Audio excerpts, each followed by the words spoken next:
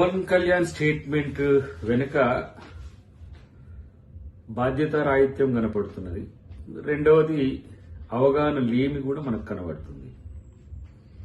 ఎందుకంటే ఆంధ్రప్రదేశ్ వెనుకబాటుతనాన్ని ఆంధ్రప్రదేశ్ చూసి దిష్టి తగిలే విధంగా తెలంగాణ వాదులు కోరుకోరు, తెలంగాణ ప్రాంతం కూడా కోరుకోరు. ఎందుకంటే రాష్ట్రాలుగా విడిపోయినప్పటికీ కూడా తెలుగు ప్రజలంతా కూడా కలిసిమెలిసి ఉన్న పరిస్థితి తనకు తెలియకపోవడం అనేది విచారకరం.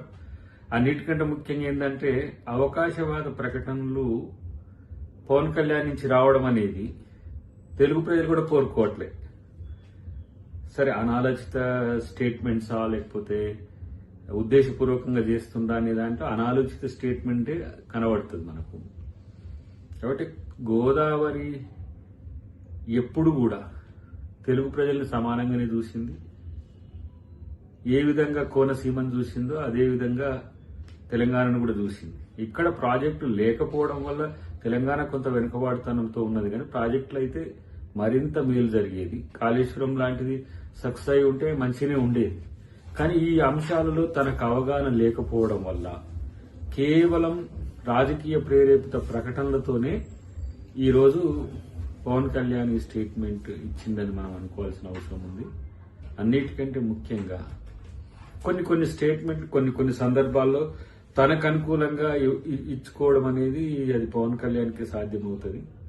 కానీ ఆంధ్ర తెలంగాణ ప్రజల మధ్యన చిచ్చు పెట్టే విధంగా భారతదేశంలో ఏ నాయకుడు స్టేట్మెంట్ ఇచ్చినా ఈ తరహా వ్యతిరేకత వస్తుందనేది ఊహించి ఉండకపోవచ్చు. కానీ ఏదో ఫ్లోలో తనున్న నియోజకవర్గంలో మాట్లాడేటప్పుడు మాట్లాడుతున్నది ఒక డిప్యూటీ సీఎం హోదాలో మాట్లాడుతున్నాం అనేది కనుక గుర్తుండే ఉంటే ఇలాంటి ఒక నెగ్లిజెంట్ స్టేట్మెంట్ వచ్చేది కాదు. ఇది తెలుగు ప్రజలు ఎవరు కోరుకోరు, తెలంగాణ ప్రజలు కూడా ఎవరు కోరుకోరు. కాబట్టి ఏదేమైనప్పటికీ కూడా కొంత మెచ్యూరిటీ లెవెల్స్ మరింత పెంచుకుంటే ఇంకా బాగుంటుంది.